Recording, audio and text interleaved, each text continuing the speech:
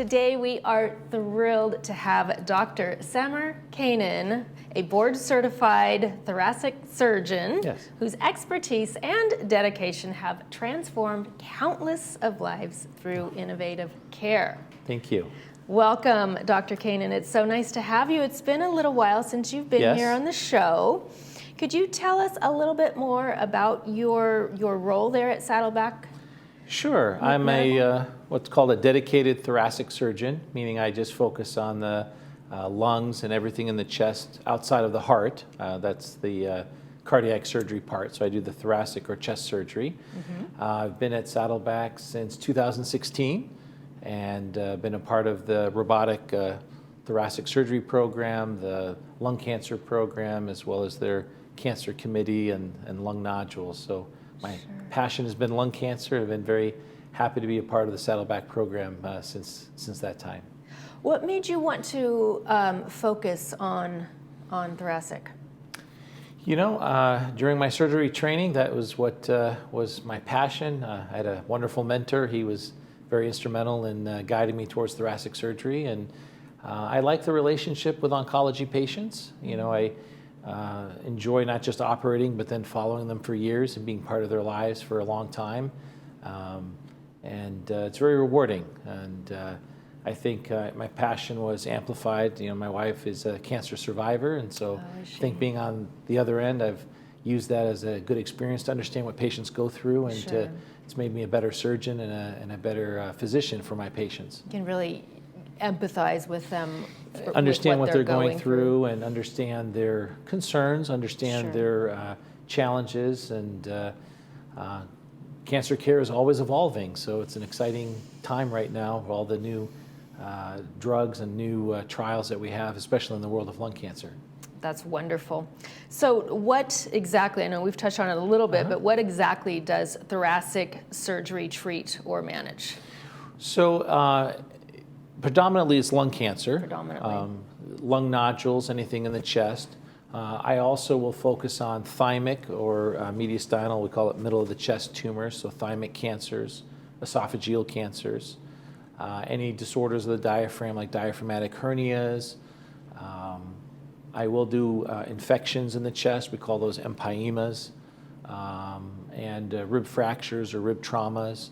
So really anything in the chest or thoracic cavity, but overwhelmingly my practice and what we see is lung cancer or lung masses. So would you say that that's the most predominant? Yes, probably, especially for my focus, I would say probably 80% of my practice is really lung cancer and robotic lung surgery.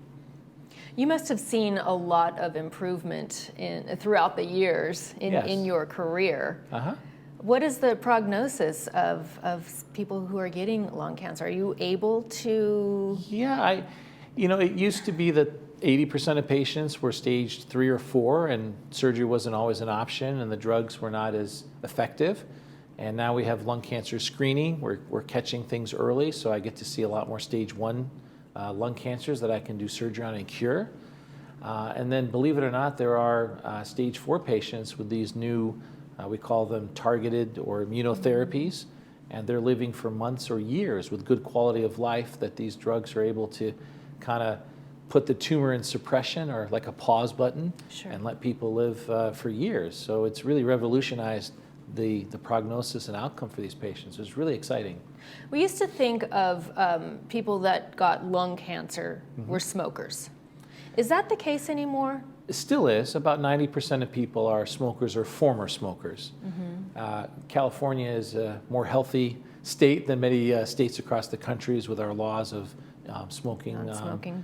But we also have, especially in Southern California, we have a large Asian population, and there are a lot of studies and data that show that there are some genetic non-smoking components for that Asian population. So we see more of the non-smokers here than other parts of the country. I see. Okay.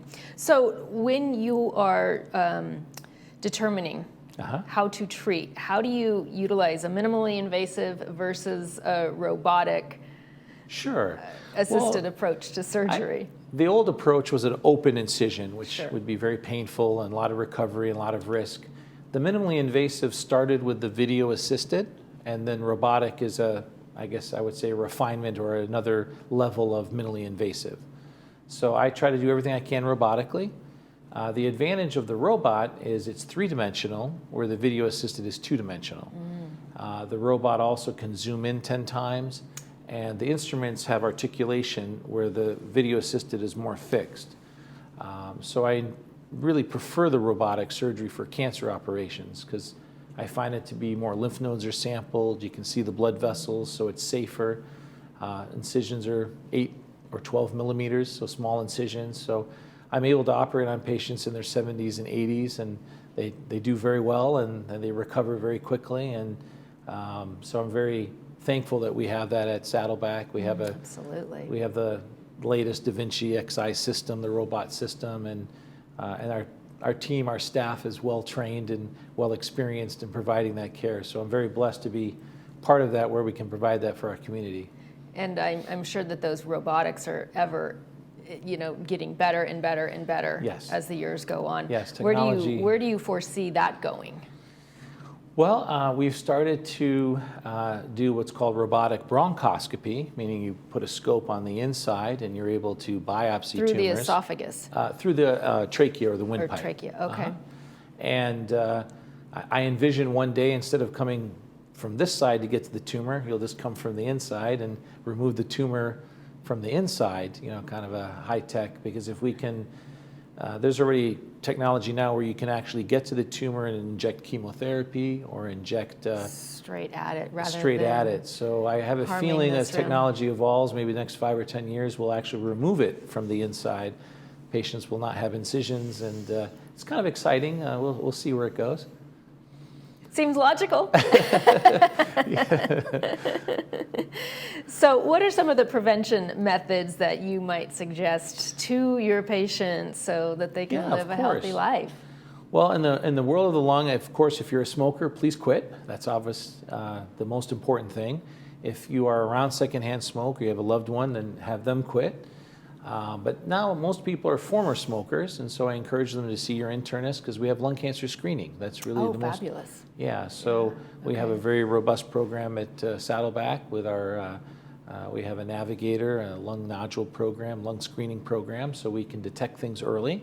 Great. So find out from your internist if you qualify. But in general, I tell people to walk every day.